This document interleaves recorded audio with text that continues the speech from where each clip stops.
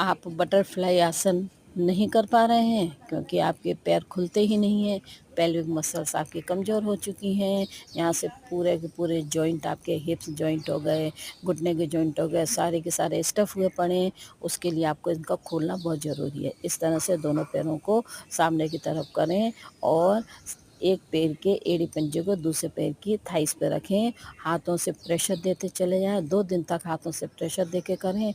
उसके बाद 2 दिन के बाद अपने आप बिना हाथ लगाए आप इस तरह से करने का प्रयास करेंगे तो आपका पैर अपने आप ऊपर नीचे होने लग जाएगा।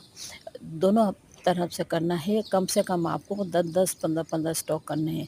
फिर आपने इस तरह से एक हाथ घुटने पे रखें, दूसरे हाथ से एड़ी पंजा पकड़ें और इस तरह से अपने पैर को झुलाते चले जाना है। अब इस तरह से आप अपने पैर को झुलाते चले जाएंगे। जब आप इस तरह से पैर को झुलाएंगे तो आपके जो हिप्स और घुटने की जो मसल्स हैं वो खुलनी शुरू हो जाएंगी और नसें खुलेंगी, ब्लड सर्कुलेशन प्रॉपर होगा और स्टिफनेस यहाँ से ख़त्म होनी शुरू हो जाएगी। अब आपने क्या करना है कि अब आपने इस तरह से दोनों हाथों को लॉक करके घुटने से लेकर पंजों तक दोनों हाथों से इसको लॉक कर लेना है। जैसे बेबी को गोदी में लेते हैं ना, इस तरह से जैसे छोटा बेबी आपने गोद में ले रखा है और उसे हम झुलाते हैं। इससे आपकी जो थाइस की जो मसल्स हैं वो सारी की सारी रिलीज़ होना शुरू हो जाएंगी और वहाँ की भी नसें खुलनी शुरू हो जाएंगी। इस तरह से आपको क्रॉस करके बनाना है। थोड़ा सा टफ है, लेकिन अगर आप प्रतिदिन इसका प्रयास करेंगे तो एक दिन ये भी संभव हो जाएगा। जैसे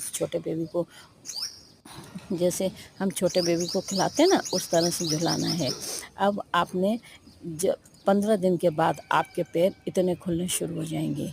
कम से कम 15 दिन का अभ्यास इसमें चाहिएगा और 10 से 15 स्ट्रोक आपको करने हैं। फिर जब आपके पैर इस तरह से खुलना शुरू हो जाएं तो आपने ये एक्सरसाइज करनी है। देखिए अभी एड़ी पंजे मेरे बॉडी से टच नहीं हुए हैं। एड़ी पंजे जो सेंटर की बॉडी है वहाँ पर टच होने चाहिए। फिर इस तरह से इसको भी हाथों से दबाव देना है। जब तक आपके थाइज मसल्स और काम मसल्स आपकी ज़मीन पर न लग जाएं तब तक ये बटरफ्लाई आसन ठीक से नहीं होगा। फिर आप देखिएगा 15-20 दिन के बाद आप बड़ी आसानी से बटरफ्लाई आसन कर लेंगे। सिर्फ बटरफ्लाई आसन ही नहीं, फिर आप अर्ध पद्मासन भी आराम से लगा लेंगे। अर्ध पद्मासन में प्राणायाम बहुत अच्छा होता है।